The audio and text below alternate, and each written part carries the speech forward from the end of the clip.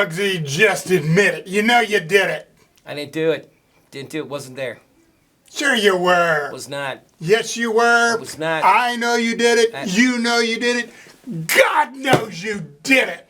Confession is good for the soul, you know. You'll feel a whole lot better if you just admit it.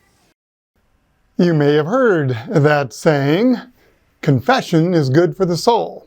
I know I've said it many times. So where did it come from? Well, it comes from an old Scottish proverb. Open confession is good for the soul. It's a piece of advice that people come clean regarding anything they're guilty of in order to feel better about themselves. The truth is, it's not easy to admit you're wrong about something, that you've done something or said something, or even thought something that was wrong. In fact, some people will never admit to some of the things that they've done that are wrong, at least out loud. And saying I'm sorry is even more difficult. And unfortunately, we get used to living that way. We just go about our merry way and never admit that there's anything wrong.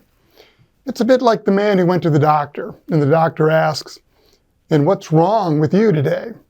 And he replies, "Well, I'd prefer not to tell you. Just try and guess."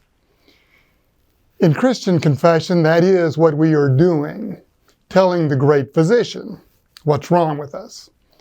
However, our confessions are not meant to make God aware of what we've done wrong. He already knows.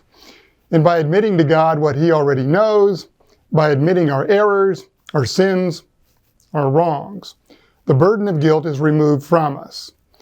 God takes the burden from our shoulders, from our hearts, and from our souls, and puts it on Himself. Psychologists call this catharsis, a releasing or relief from repressed emotion. God calls it forgiveness, and it is truly good for the soul. So, see you Sunday as we continue our series on scars, a 40-day life-changing journey to freedom.